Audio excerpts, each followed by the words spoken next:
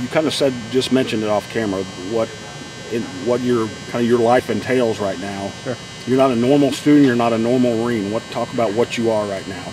I'm kind of a hybrid of a Marine.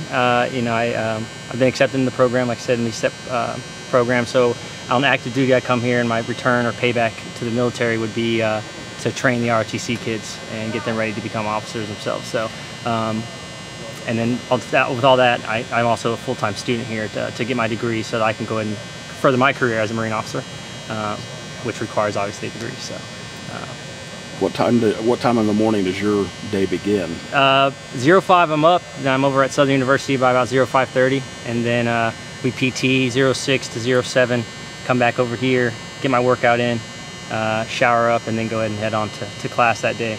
So it gets pretty busy. And it's getting close to 7 now. 7 now, exactly. Yeah, I'll get home about 7:15, and then I'll play with my little girl for a little bit before her 8:30 bedtime, and hang out with my wife and go to sleep. So on top of everything else, there's wife and children to take care of.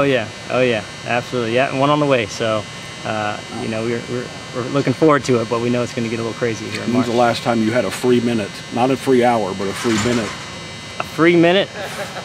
Not very often. When it does happen, I kind of almost think I need to start doing something else. You know, I feel like there's a new task that needs to come up. So, in all seriousness, obviously being a Marine, you learn to structure time. Absolutely.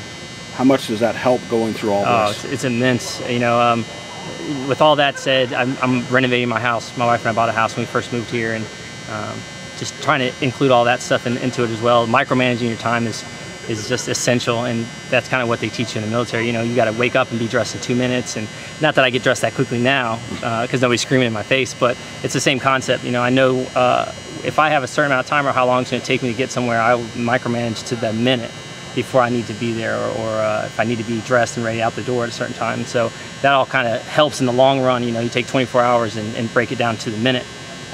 It makes everything work better. But to be honest with you, sometimes I don't see how I get through everything in one day.